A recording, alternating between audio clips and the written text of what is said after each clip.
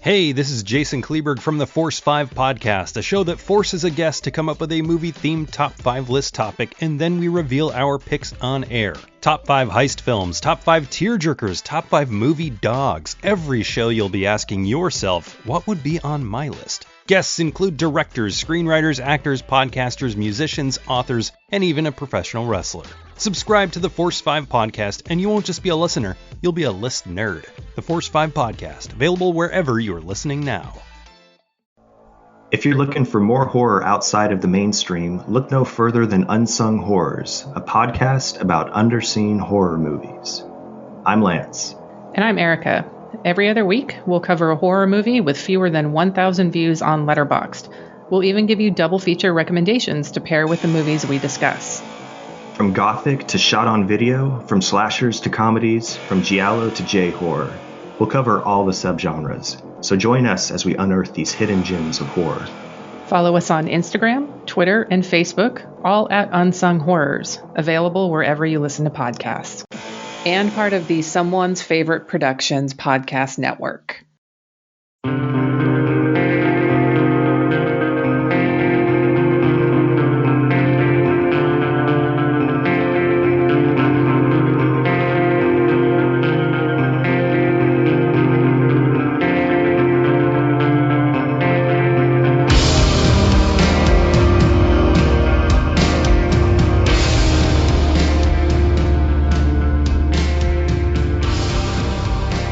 Welcome to the Kulturecast. I'm Chris Stachiw. And I'm Sean Liang. And today we are joined by former co-host of the Kulturecast, John Lein. After this, there will be only one. I am the one! I should have done that in broken English. And then we're going to do and then we're going to have the fucking discount quickening. And we are also joined by frequent guest of the Kulturecast, Zach Nowack. Hey. Yeah, you were on one a couple weeks back, weren't you? Yeah, I did. What was that, Mortal Kombat? Yeah. That was fun. We had a lot of people on that one. Kind of got lost in the shuffle on that one. Oh, well. There were a lot of people. That was like the most wanted guest spot this month was Mortal Kombat. Understandably so, considering how bad this movie is. Well, I would say Mortal Kombat is one of Mortal Kombat's a guilty pleasure. Yeah, it's more of the more known ones of this month, so...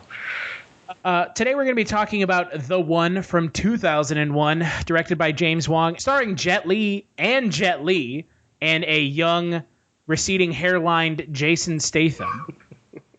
But before we talk about The One, have you guys been watching anything this week?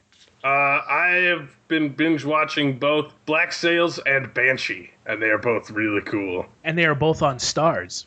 I mean, sure, that's where I'm watching them. Yes. That's all I know. That's all I know is they're on that one paid cable channel that isn't HBO or Showtime. Is Stars and Cinemax the same thing? I don't think so. Because Banshee is it Cinemax. On Cinemax? Oh, okay. You mean Skinemax? Yeah. I mean, that's the only way I know it as. Right. I mean, there's enough tits in Banshee that it might as well be. Might as well be Skinemax. But yeah, Black Sails is like pirate Game of Thrones.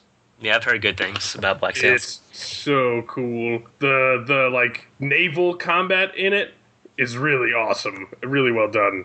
And then Banshee is just a total masculine revenge fantasy gone haywire with Amish people.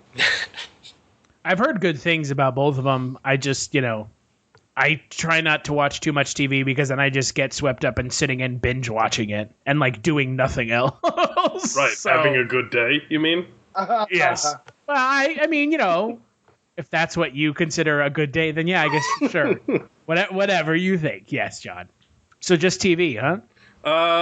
Yeah, I haven't seen Independence Day 2 yet. I know, because I'm not there. We haven't gotten a chance to go see it together yet.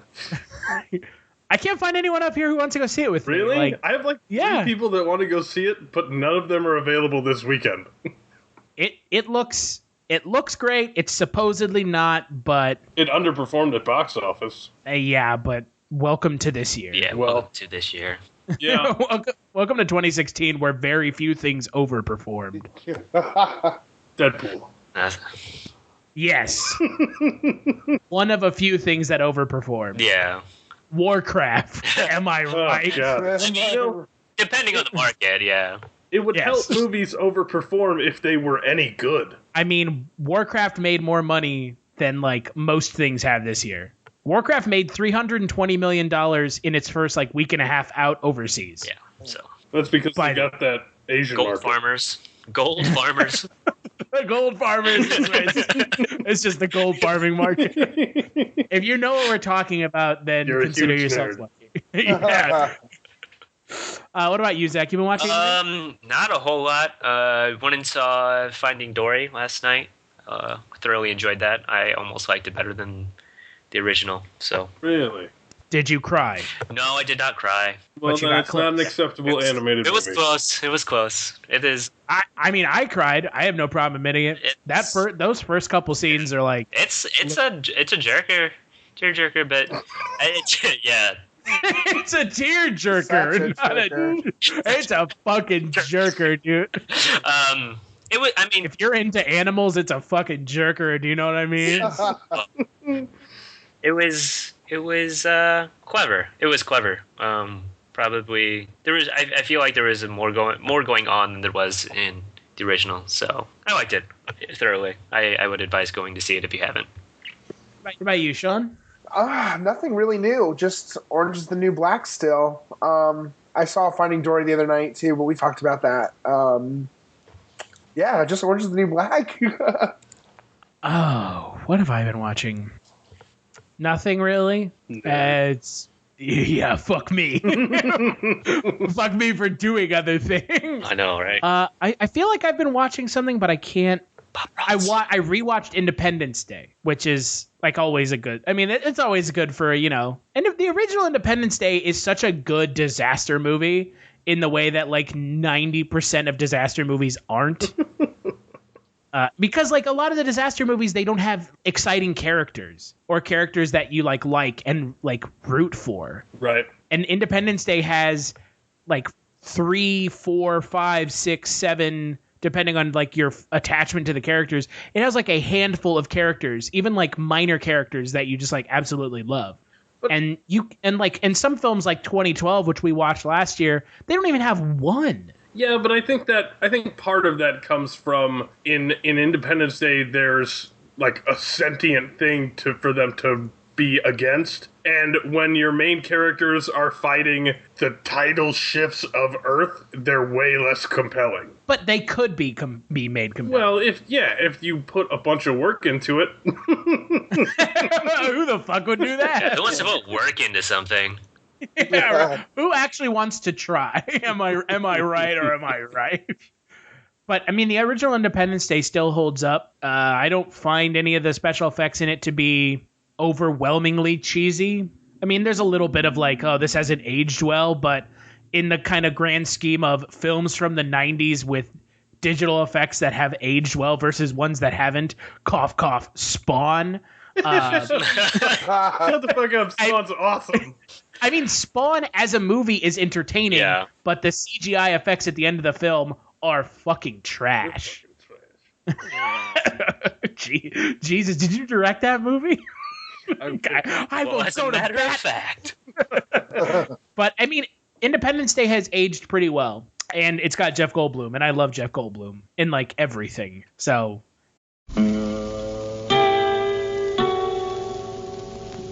hello, filthy movie lovers. My name is Gentry Austin. And I'm Casey Scott. And we're the hosts of the Sin Syndicate, film podcast for something weirdos, anti-criterion bros, and Joseph Sarno aficionados.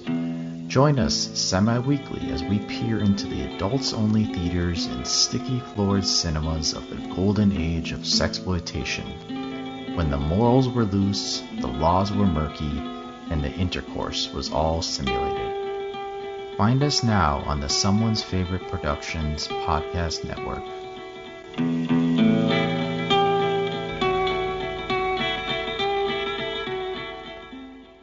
Jeff Goldblum is like, I like now, like people talk about Jeff Goldblum the way that like a lot of people that I know have always talked about Jeff Goldblum, where they're like, Jeff Goldblum's awesome. Like now people are finally catching on to the fact that like Jeff Goldblum's awesome. And like he's in the new Thor movie, which like automatically made me 3 times more interested in the Thor movie. Well, 3 times 0 is still 0.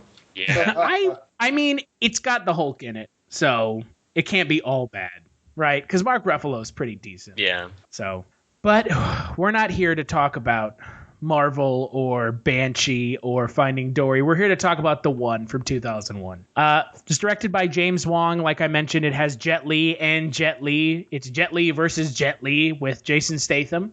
The IMDb synopsis for the film is, a sheriff's deputy fights an alternate universe version of himself who goes stronger with each alternate self he kills. And 123 counts of unauthorized travel to parallel universes. There's never been anything like what I have become. For these crimes, you have been sentenced to life without the possibility of return. Are you ready? Are you? Freeze! He's escaping! There's only one place he could be going. Not a problem. What if there was a killer traveling through parallel universes and he looked just like you? The good news is, you're not crazy. The bad news, before I saw him, I felt him. It was me. What if he would stop at nothing to take over your world? Each time he kills one of you, the energy divides among the survivors. He's close to Yulaw's strength. Maybe it's part of what's been going on with you. When people get older, Gabe, they don't get stronger, they don't get faster all of a sudden. If we kill him, this whole universe could go with him. I just need to do it one more time. This is the only way to stop him. My own design. Yeah, that'll work too.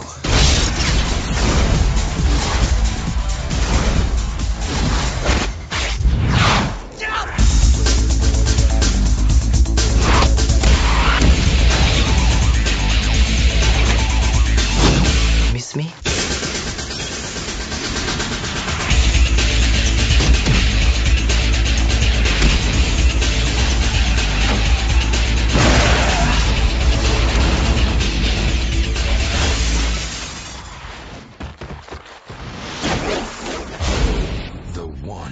Zach, I know we talked prior to the podcast that you've seen this movie before, and so has John. Zach, so what is kind of your quick take on the film? I think it's awesome. I like the concept. I think it's kind of playing off the same thing as kind of like The Matrix was. But so when you think? I mean, there's like literal bullet time scenes in this movie. So in that respect, it's not as good as The Matrix, the original one. But I still enjoy it, and I enjoyed watching it. So I owned it when I was a kid. It was probably, I think it was the first Jet Li movie that I ever saw. And I like Jet Li now because of it. I know some people, cough, cough, Chris, do not like Jet Li, but... How dare you? Yeah, I really like this movie, so I can't really say anything bad about it. Cat's out of the bag. John, what do you think? You know, it's kind of hard to explain. I know there are definitely aspects of this movie that your average viewer would watch and be like, what the fuck? This is awful. But it's got that late 90s, early 2000s sci-fi vibe where, you know, smartphones that fit in your pocket aren't necessarily a huge thing yet, and desktops are still shitty internet connection compared to what we have now. And I really love watching these kind of sci-fi movies and thinking about what the writers and the director thought the future would be like, and just being like, man, that is astounding, especially if things are right. Like, I'm not sure if I noticed anything in this movie that was right, but there are other sci-fi movies where they just flat out essentially predict the future just because that's what people think it is. And it's always entertaining for me to watch these sort of B sci-fi movies and look back and see the extrapolation of the mindset of that time period. But there's definitely parts of it that are not good. Yes, I mean, you are being very nice. I mean, I enjoy the movie. Like, I don't. This isn't me saying I like it ironically.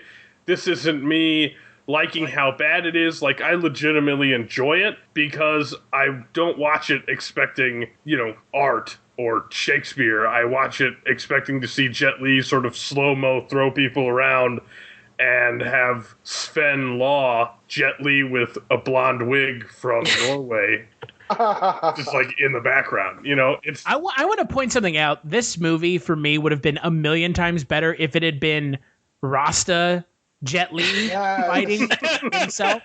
Because, like, okay, one of my problems with this movie is the stuff that they talk about is more interesting than what ends up happening. Yeah. Like, he's a dreadlocked Jet Li fighting people. I would pay money to see that. I don't give a shit about Jet Li fighting himself, who looks just like him. Right. And acts just like him. Well, he doesn't act just like him. He's an asshole.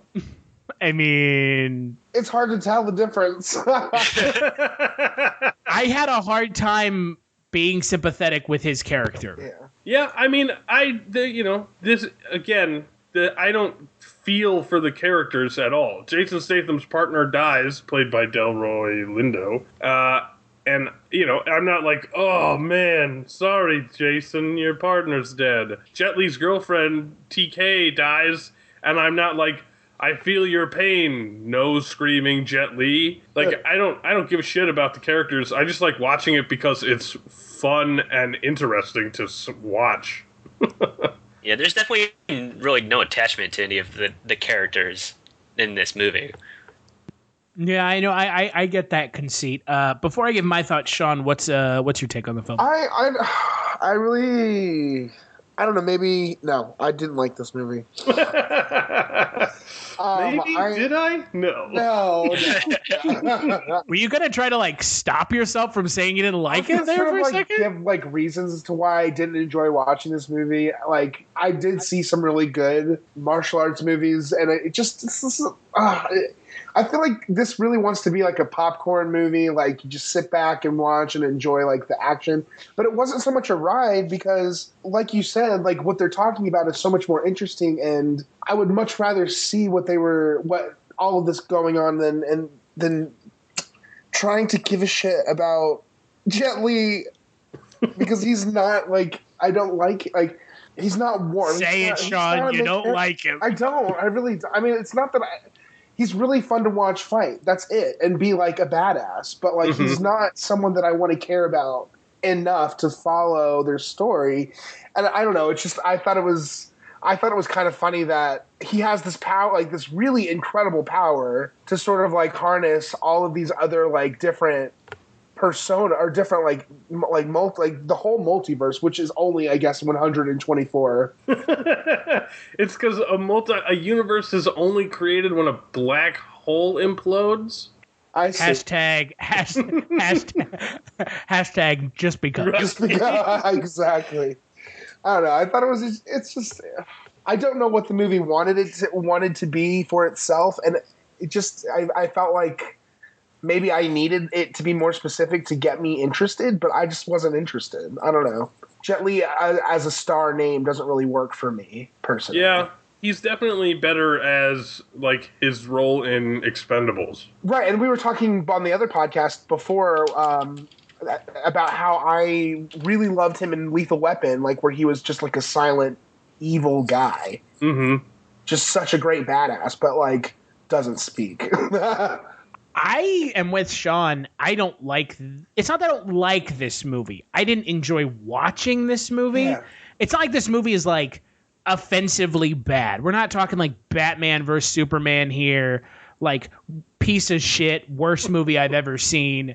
This movie has very little going for it in the way of what it's trying to do. The action is so few and far between that everything in between the couple of action scenes is so not good. I mean, the final fight scene between Jet Li and Jet Li, it's not good. It's not good at all. I mean, that fight scene is pretty much just two Jet Lis waving their hands in the air around each other's hands. Actually, sir, it's Jet Li and a body double who looks like Jet Li with his face painted green. Let's be more accurate. Come on. Whatever. Two Jet Lis.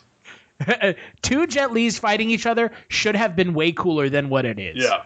And it's really bad. And on top of that, the thing that kind of cracks me up, and I know that some of us on this podcast right now have watched The X-Files. The guy who directed this and helped write it, two of the gentlemen, Glenn Morgan and James Wong, both of the writers, and James Wong, who directed the film, this worked on The X-Files and had big parts in writing episodes for The X-Files. This feels like an episode of The X-Files. That explains why I don't give a shit about any of the characters.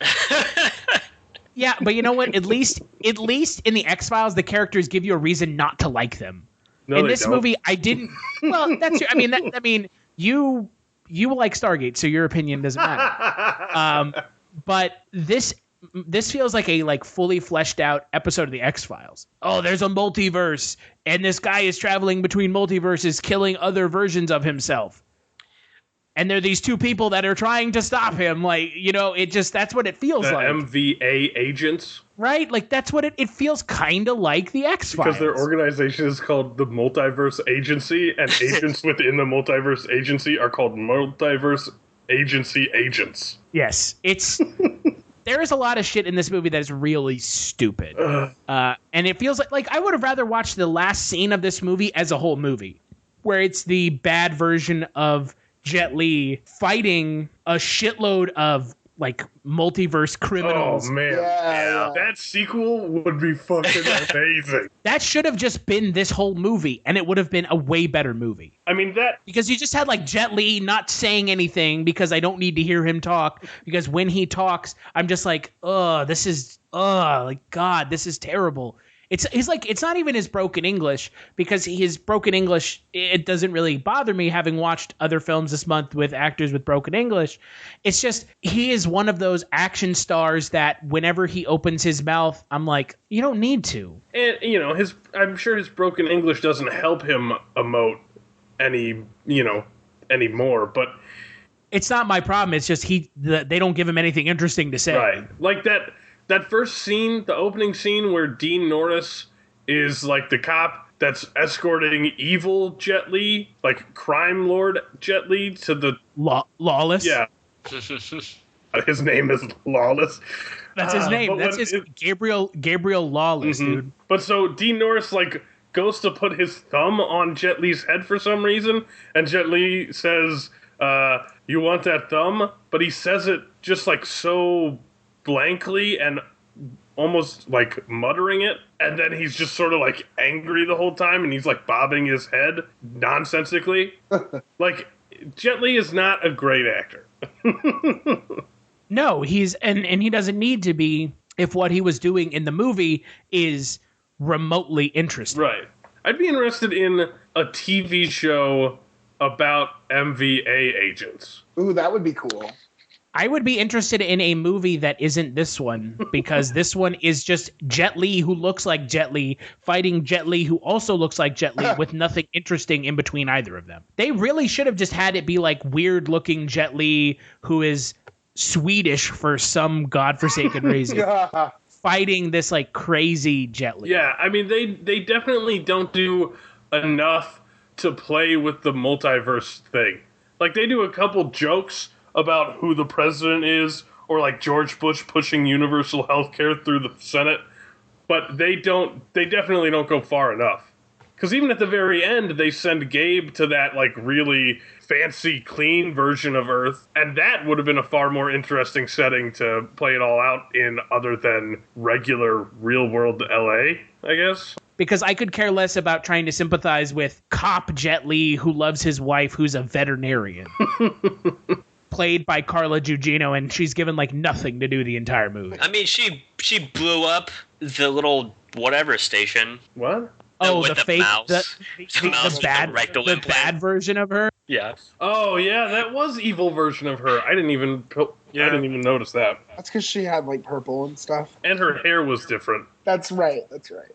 But yeah, that mouse, oh my god. It's shit like that. She fucking goes into Jet Li's execution chamber to, like, watch him get sent away to a different dimension, to, like, prison penal colony dimension. And her high heel has a trapdoor on it that releases a mouse that has an antenna, I'm assuming, glued into its asshole. And the fucking mouse... I thought it was wrapped around its tail. Nope, it was sticking out its butthole. It's like hanging out of its ass, like around opposite. No animals were hurt in the making of this film. Except for when they had shit jammed up their fucking rectum. And then she, like, detonates the mouse because apparently it was filled with C4. Yep. I want to see the sci-fi universe where they're able to keep rats alive while also being filled with explosives. Again, so much stuff happens in this movie that's way cooler than what we see in the movie.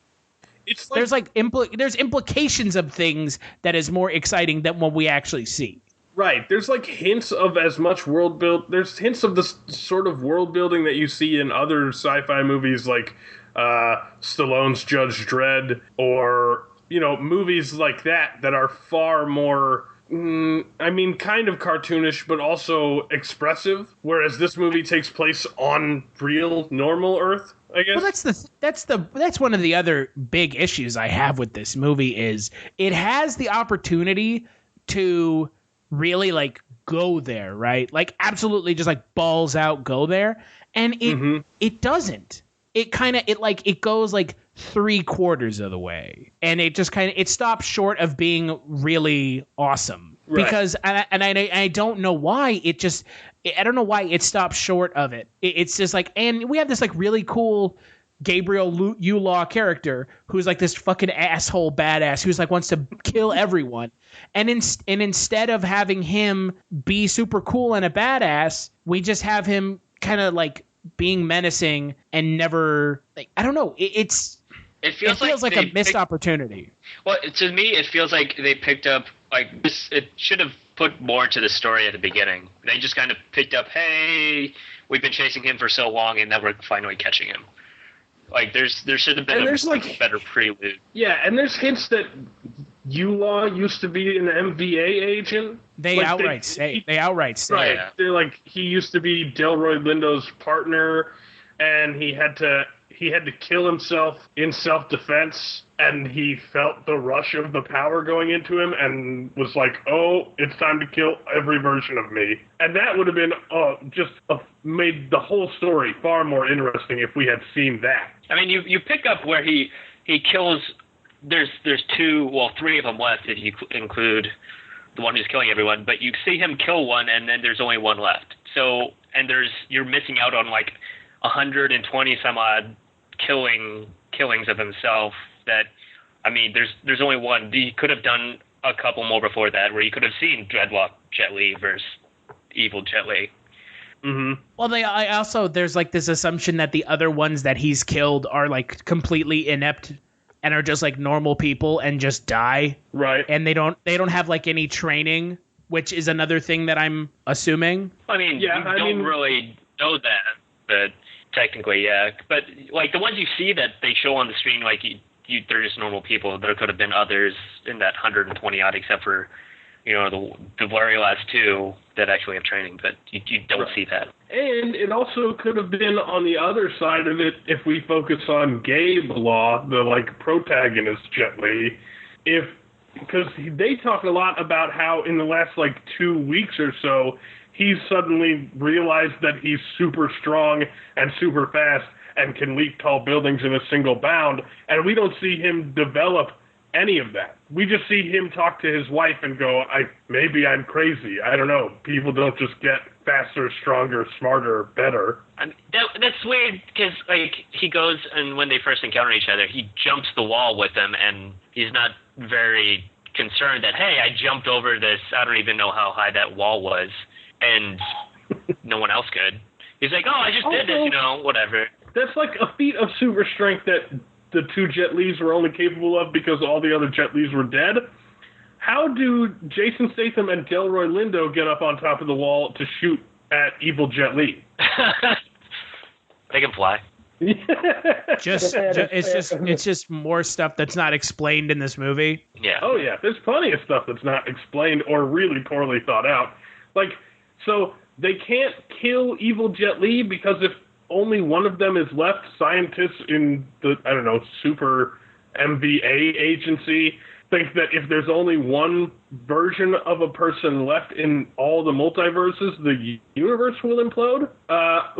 But then when they capture him, they send him to that prison world where he immediately has to fight hand-to-hand all of the other dimension-hopping prisoners, right? Right. Shouldn't they have built a separate little dimension facility to just put him in isolation forever? Yeah, because isn't he eventually going to die and then there's going to be only one left? I mean, That's even why I was the likelihood is that he's not going to die because he's super powerful. But if one convict gets a lucky shank in and he dies, then the universe implodes.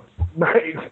Yeah, but they're never making a sequel to this movie anyway, so what does it matter? Also, if one of them dies of old age, do I get, like, if fucking Bienvenidos universe John dies of old age, do I get more powerful? Doesn't make any sense. I mean, they totally just hang a lantern on it. Yeah.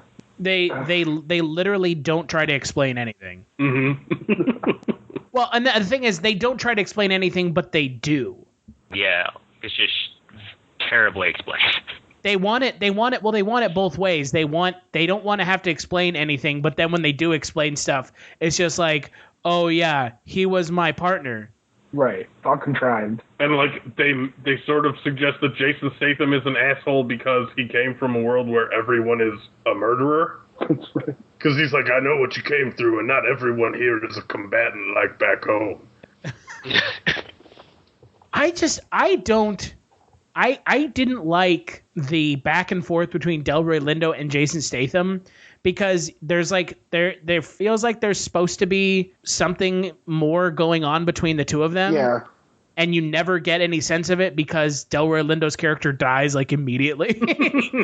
he's in like 4 or 5 scenes and then he disappears. Well, yeah, you definitely get like Delroy is like a father figure to Jason Statham, and then he just gets killed by Yulaw. Right, and then you get that little sort of speech with gas station Delroy Lindo. I'm sorry, sir. You squared me away, and I never got the chance to thank you for it, sir. And they should have taken it. They should have taken a chance and had the guy just been like, and like kind of nod at him a little bit and be like, I kind of recognize you type thing. Like, I feel like I know you. Yeah, because like they intimate that Jet Li can feel himself like in the universe when the other one's there. Mm-hmm. So something. The problem is with a movie like this, they play with the rules so hard and so fast and loose that it just, you're like sitting questioning why things are happening more than just like going for the ride. Yeah, and then you're forgetting most of it. Because that's so true, because honestly most of the time I was looking for like a structure or sort of like, because there aren't enough rules to sort of give us like boundaries in order to like feel safe and comfortable understanding anything in, you know? Right. One thing I do, like, another one of the things I love about this whole era of science fiction is the set design and props. Like, Jason Statham's little multiverse wormhole scanner thing, clearly a pizza slicer with some weird little pieces of plastic. And like, or their awesome prop guns. Right? And there's always fucking green ooze spraying out of industrial vats. Yeah. Like, I don't know where that exists in the real world. Well, it's not ooze. Isn't that supposed to be like gasoline? It's way too green to be gasoline. Yeah. I mean, it was something, right? Because it was like fire, right? Wasn't it like toxic or something? I mean, I don't know. It starts spraying all over the place and then shit explodes. I don't know if it's because of the goo or... And then Ninja Turtles just showed up. It was weird. TGRI. Just that's TGRI. Why the facility exploded.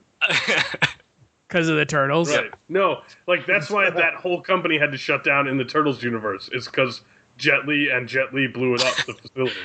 You know, Do you know who the original actor was supposed to be that played the Jet Li character in this film? Jackie Chan. Yeah. No. Way better than that. Yes. That would have been amazing. The Rock. Wow. Wow. And he turned it down to work on The Mummy Returns instead. Yeah. Yeah. Wow. To be fair, though, he made the right choice. Yeah. The Mummy Returns is like what totally kickstarted his career Yeah, it did. as an actor. This movie would have made it. This movie, if he had been in this movie, he would have been just like every other wrestler as an actor and just been in like garbagey films like The Condemned 2. That's true. But you know what? Jet Li did The Mummy as well. Oh, God. Oh, Jesus. Why did you have to bring that up? The Mummy Tomb of the Dragon Emperor? Yeah. Stop. That's real. That's the thing. Oh, yeah. Do you not know about this? Do you not know about this, Sean? The Dragon Emperor. He uses those clay soldiers in that movie. Yep, he does. Yeah, it's like a ripoff of The Mummy Returns. Instead of them fighting those weird Anubis soldiers, they fight clay soldiers. Oh, that's a step up. And Rachel Weisz was recast, and his son is all grown up. Okay. It's fucking bad. It's real bad. Yeah. Sounds. I'm talking like terrible bad. Yeah, I'll skip that one. I think. There is a pretty great part where they fight a bunch of Yetis though. Oh well, that's. Yeah. And Yetis are like kicking dudes all over the place. That's like the only redeeming part of that film. But yeah, that's right. Jet Li ended up being in a mummy film. Should have been before the Scorpion King. Yeah. I don't know what it is with Jet Li, but I don't think that he is up there with the people that I enjoy in martial arts films. I mean, I really liked Unleashed and Hero. I think this is a different type of movie than those. Well, yeah, it definitely is, because those are way. But this is sci-fi. This is sci-fi light. Yeah. Like, let's not make any excuses here. This is a sci-fi light film. Mm-hmm. Yeah. It is like sci-fi. It's like just us talking about the rules of this film. They clearly put so much effort into the rules. Yeah, right. I mean, the three of us could have written a better sci-fi film. I have.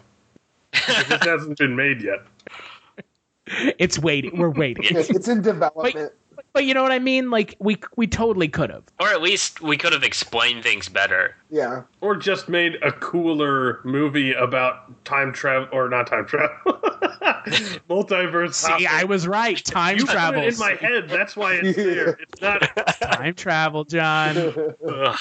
Told you. I'm surprised because James Wong and Glenn Morgan wrote some of the best episodes of the X-Files. So you would think they would know what they're doing. Fuck you, John. Again, your feelings towards the X-Files aside, they won Emmys for the episodes they wrote. So it's not like they're like Akiva Goldsman who have like no idea how to write things. They like know what they're doing. So and they've operated in the world of sci-fi light. So, but I think that's like, I think that if you had condensed this story down to 30 minutes, it would have been really good. Yeah. But that's the thing, is because it's so X-Files-y, they extend it out to an hour and it becomes sort of boring, and you really have to like want to like it to like it. And I don't know, maybe if it had had a more charismatic lead, a lot of this could have been fixed, but because I'm not a huge fan of Jet Li, it made a lot of the problems in the film stand out more. Yeah, I totally spent a shitload of time in that hospital, which is boring. Oh my god, yeah. It's like a third of the movie in that hospital. It totally, and it's so boring. And then there's like that asshole nurse who's the best character in the entire movie. Yes. Played by Harriet Sansom Harris. She's the best character in the movie. She's such a bitch. She's just an MRI, not a heart transplant. Thanks. That was amazing. I loved that part. She's like just such a bitch for no reason. I know. It made no sense to me. I was like, what? Why are you such a bitch? For no reason. Right. And I like that the MRI technician, he's like, stay still or else we'll have to do it again. And then evil Jet Li walks in the room and he's like, I told you to stay still. And Jet Li is still clearly in the MRI machine. I also thought that the names for the characters were also really goofy. TK. Like Yulaw, Law, and Yulaw. And Lawless. And Law. The only time I've ever liked a character whose name is Lawless is in the Wild Wild West movie. Okay. And that wasn't even Lawless, that was Loveless, so close enough. But still, like the beginning of the movie with the character of Yulaw killing the like schmuck drug lord version of himself, it had kind of potential. Well, that I would have rather seen that movie. That fight scene where he's like kicking those dudes around, that felt like an early predecessor to what the Quicksilver scenes in X-Men. Because it's got like the, it's got like the pseudo metal music, and he's like throwing people around and moving. I think the word you're looking for is butt rock. Well, right. It's got the butt rock music, and then he'll like really quickly throw someone in the air, and then it'll all slow down again, and he'll move over and toss somebody else, and then he'll kick one of the guys he threw into the air earlier into another guy. And it feels like Joss Whedon. No, not Joss Whedon. Brian Singer. It feels like Brian Singer watched The One, saw that first fight scene, and was like, that's how I'm going to do Quicksilver, just with modern day CGI and effects. But then the rest of the movie I think you're giving this film way too much credit. Well, that's the problem, is the rest of the movie sort of stops doing that. And when they're fighting each other, it tries to do the same thing, but since both of them are doing it, it just looks like a normal kung fu fight in weird time dilation. And they're like fighting and missing each other and not even hitting one another. I also want to point something out about this movie that it's the kind of the timing of watching this movie. And I know Sean kind of touched on this at the beginning. The fact that like 3 days ago, I watched one of the best martial arts films I've ever seen in The Raid. And then watching this movie, like anything compared to The Raid at this point is like not good. Yeah, Raid's hard to follow. Yeah, that was just so good. The Raid is awesome. Yeah, it's really good. I just mean it's hard. It's a hard movie to There's no way you can follow up. Yeah, right. It's so good. Everything about it just like it has such like a level of polish, and this movie has none of that polish. I mean, this movie is it's messy. It just feels messy. Yeah, compared to. Well, it's a super strange, disjointed story on top of everything else. Yeah. And what will make your head spin is, so we talk about The Raid and how good The Raid is. The budget for The Raid was $1.1 million. The budget for this film was $50 million. Stop. That's special effects, man. I was like, where did all of it go if not just into the special effects? That had to be it. Yeah, it's only special effects. I mean, the special effects, especially 2001 special effects, so expensive, even for shit effects. Because I'm assuming you're talking about The Raid Redemption. Yeah, that's what they're talking about. The secondary titled film that doesn't need a secondary title. I mean, that one came out in 2011, so you're comparing a movie that was 10 years, made 10 years later. Yeah, but he's also comparing the price tag of it. Because $50 million or however much money it is if you extrapolated that with inflation to 2011, prices would be even higher. Yeah, it'd be like $150 million movie somewhere in that ballpark. But technology also has advanced so much since then. Yeah, but The Raid doesn't have any CGI. That's why it's cheaper. Yeah, but what I'm saying is this movie, I don't understand what the point of like oversaturating this film with CGI was anyways. They could have told a lot of the story without him like slow-mo kicking people and dodging bullets. I felt like that was like, oh, The Matrix came out and that was cool, so let's rip that off. It's not even explained. Like, they say, oh, he's getting more powerful, but it's never actually explained how he can dodge bullets. Yeah. And it's also not fucking consistent either, because when he's fighting Delroy Lindo is putting up a good fight, whereas Jet Li fights Jason Statham and just puts him the fuck down. Yeah, I don't understand the whole like dodging bullets, slow-mo. It just felt like, oh, this is cool, let's do this. But it didn't actually feel like it made sense in the scope of the story. They just wanted to make it more sci-fi then because fighting each other's cool. Bullet dodging sci-fi for the night. Yeah.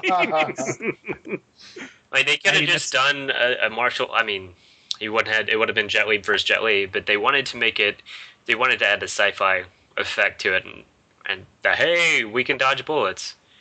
I would have maybe liked this movie more if it had been Jet Li versus Jet Li, but no sci-fi aspect to the film. I do too. Mm-hmm. Just like separated at birth. One is a cop, one is a gangster, and they have to fight each other. Yeah, that could have been cool, right? Like at least that would have made sense, and you wouldn't have had this kind of overlay of sci-fi that kind of drags the film down. Yeah, it more than drags the film down. It muddies up the film altogether. But I think The Matrix had a big play in that because The Matrix did really well, and they're like, oh, we can do this. Yeah. But it's time to rip off The Matrix. Let's do this. And then it wasn't executed well. I mean, the sci-fi of the film hurts anything that Jet Li ends up doing. The final fight of the movie is so reliant on the sci-fi aspect of what's going on. Like they're like slow-mo dodging and shit. It's so reliant on that you don't even ever get the sense that like Jet Li is actually a really talented martial artist. It almost feels like as far as like the fight choreography, it feels like they wanted to do a mix of real world fight choreography and like that crouching tiger, hidden dragon, flying through the air. Yeah, wire fu sort of stuff. And the problem is that when you mix those two, it ends up just making both ends of the spectrum feel stupid. Yeah, the sci-fi of the film really just drags the film down because they feel it necessary to always go back to the sci-fi. Well, because they keep having to explain things. And, he's getting more powerful. Okay. You're almost as strong as he is. They say that like 3 times. I cannot believe. Okay, so looking at the way the kind of the film plays the whole you can't be the only one left because then you're the most powerful. He's still like, he's one away. He's still super powerful. Yeah. Mm-hmm. Yeah. He's like punching through he's like punching holes in cars almost. I think it was more at one not point that he picks up 2 motorcycles and sandwiches a cop with. Yeah. and that's him like not powerful. Right, that's him half-assing it because they're mook cops. Right, and so we're led to believe that Gabriel Law has the exact same level of power. Close to it, because he hasn't been training. Yeah. Right. It's undiscovered power. Right. Yeah. So that's my whole issue is that then on top of that, like, how am I supposed to care? There's like the dude's like one bad day away from just like murdering the piss out of everyone. Right? Am I not right there? Like, he's literally like one bad day away. Yep. Oh, are you talking about Gabe or Yulaw? Gabe Law. Yeah. I mean, he's like one bad day away from just like murdering the shit out of everyone. He has like a whole speech where he's like, nothing is important now that TK is dead except killing Yulaw. Right? And that's why Jason Statham at the end of the movie is like, we need to send him somewhere. We need to send him somewhere where his wife is. Otherwise, he's going to be a nutso and we have to kill him next. Just massacre the entire dimension. Ugh. What did you guys think of some of the performances other than Jet Li and Jet Li? I mean, that mouse. That's awesome. Mouse, best actor of the film. Do you know what was interesting is watching how much different Jason Statham looks, even though he looks the exact same. Mm-hmm. Like the expressions on his face were so much more pronounced. Oh my god! Like every single word he said had a very specific new expression. It was so weird to watch. I've never noticed also, that. I think probably comes from the fact that now Jason Statham gets paid specifically to play expressionless action badass. Oh yeah. And the crazy thing is, do you know when The Transporter came out, the film that like broke his kind of you mean made his career? Yeah, the film that made Jason Statham's career. Do you know when The Transporter came out? 2000. 2002. One year after The One. And they were Jason Statham and Jet Li worked together in War, right? Yes. That movie is terrible. I wonder if anybody interviewed them for War and was like, so what did you think about working with Jet Li again since The One? And he was just like, oh God, I forgot about that movie. He looks at me, he's like, I don't remember that shit. Oh my god.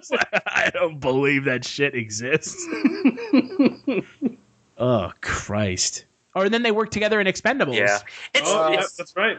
It's interesting because, I mean, The One was one of Jason Statham's earliest movies.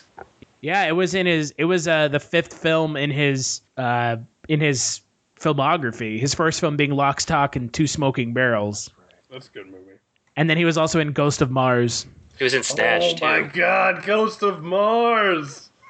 Oh, God. That movie is so bad. and then I guess one of the other breakout roles for Statham was also The Italian Job. Yeah. Mm-hmm. But I mean, it's crazy to me to think that he's in this movie and then a year later he's in a movie that I absolutely love. Right. I think he's more. It's kind of a different role. I mean, he's more of someone. He's actually given things to do. Well, yeah, but he's not.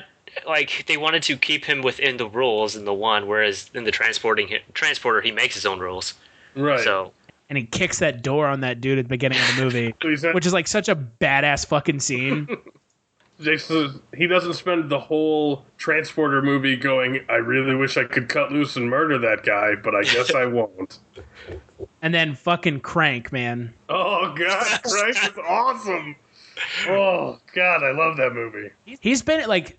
Statham's been in some really good movies, and then he's been in some terrible movies, like In the Name of the King. I like that movie. Oh, dear God.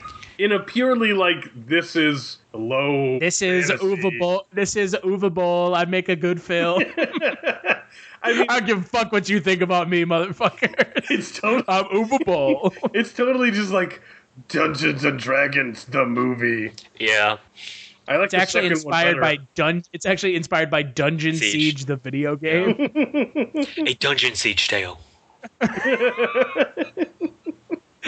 I like Jason Statham, but it's actually kind of funny that him and Jet Li are in this film because neither one of them, for the most part, in a lot of their movies, are very yeah. They're just kind of like blank slates. Like, he's kicking ass. Maybe that's why they don't work well in very many movies together. I mean, like, you follow them in this movie for the majority of the time, at least in the Expendables, they have other people that are bigger names in it. And people who are actually, like, relatively charismatic. Yeah. Like, Statham and Lundgren, I would take Lundgren because Lundgren is more charismatic than Jason Statham. I love Lundgren. That's why I like the second In the Name of the King better than the first one. It's because he's a street priest, John. Oh, God. Johnny Mnemonic. It's because he's a fucking street priest, dude. And don't forget, in the Expendables, Jet Li's character's name is Yin Yang, so... Oh, Jesus. I don't know if I ever knew that. Well, Sylvester Stallone wrote the script, so... I mean... They might as well have named him Ching Chong Chingy Choo. His name might as well have been Me Reiki Fry Rice. I mean, that's like shit level. What is Terry Crews' name in that movie? Oh, Hail Caesar. Yeah, okay, that's not racist. I know. And Statham is Lee Christmas. Oh, God, don't forget. Right. Every time they say his fucking name in that movie, I'm like, oh, God. Statham was in Fast and Furious 7. I choose to ignore that when I think of Jason Statham. Well, you can't. He played what's that guy's name? He played his brother. Oh, he played his brother. The Dominic Toretto. No, Dominic Toretto. Deckard Shaw. That's Deckard Shaw, but he plays the brother of Luke Evans from the film prior to it. Right. The guy who looks like Dominic West but isn't. Right. Or it looks like Orlando Bloom but isn't.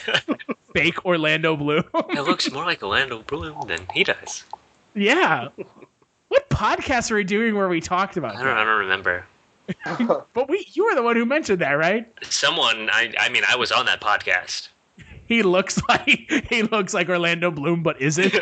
I mean, it's literally true. Fake Orlando Bloom. Oh God, yeah, this movie is not great. Other thing I like about the one, they're laser sights that are just like those bullseyes that and then disappear. You mean from like playing laser tag with people? Oh yeah. That's what it reminds me of, like, if you ever go play laser tag and your vest lights up. Mm-hmm. Like, that's what it reminds me of. And presumably, targets them and tracks them? Because Jason Statham talks about how his bullets can track like 25 targets or some shit. And how his bullets are also a mini nuclear warhead. Yeah. And then he just misses, just whiffs with all of them. And then his gun gets melted after some like strange nuke thing goes off. What I assume is like a dimension nuke. Yeah. Again, how are we supposed to know? Because explaining. Nothing is explained. Delroy Lindo just pulls it out of his pocket, and Jason Statham is like, "Whoa, whoa, whoa, man!" That is my issue here. If you're going to try to build a universe like this, don't half-ass it. Either like go all in, or just don't try to build a universe at all. Right. It definitely helps if you ever make like a low-budget sci-fi movie, you have to make the whole thing sci-fi. Otherwise, it just doesn't go far enough and becomes an issue. Yeah. Especially if the people that are watching the film are sci-fi junkies and are watching your film because it's a sci-fi kung fu film. Right. Well, starting with Zach, skip it or watch it, and best performance. I mean, I like it, but I would say most people wouldn't. It was something that I grew up with when watching. It was probably my... What is this even rated? PG-13. No, it's PG-13. I definitely... It was probably... I thought this movie's rated R. I didn't know what it was rated. When he was a kid, that would make sense to think it was rated I R. wish this movie was rated R. This movie would probably be better if it was rated R. Most movies are. I mean, I felt like my mother let me watch this. She probably didn't. I mean, I didn't get watch a lot of stuff when I was younger, so I enjoyed watching this. I owned it, and I watched it quite a bit. But for the ordinary person, I would say you can go ahead and skip this one. So it breaks my heart, but yeah. Do we do best performance? Is that what you said? Yep. Mm-hmm. Let's see. You know, it was a sweet 10 seconds, but that mouse, he gave it all for the movie. Literally, he exploded. He took that rod up the butt. I mean, what about you, John? I am gonna say skip it because I know it's not for everybody, but I think I watched it once when I was a teen on probably like Spike TV or some bullshit, and I enjoyed it, and I enjoy watching it now just because I can sort of think about it in more than just terms of, is this a well put together movie? Like, there's other aspects of it that add enjoyment to me, but it's definitely a skip for most people. I think best performance, I'm gonna go with probably Dean Norris. Nope, no, Al Gore. Simply stunning. Because he got to be president. It's true, he did. What about you, Sean? I think it's pretty easy for me. It's a skip. I just couldn't get interested in this movie. I don't know. I don't know what it was. But everything we've been talking about just made me like completely get lost and not care about it. I think I tried starting this movie like twice before I actually just like gave up and just kept going. So I mean, it's just not my kind of thing. I remember when this movie came out. It's about the same time I started to like I started to like not like Jet Li specifically, just because his movie, like when he's the lead character, he tends to be kind of lackluster. So yeah, skip it for me. Best performance, I guess Jason Statham, because I have a huge crush on him, but that's it.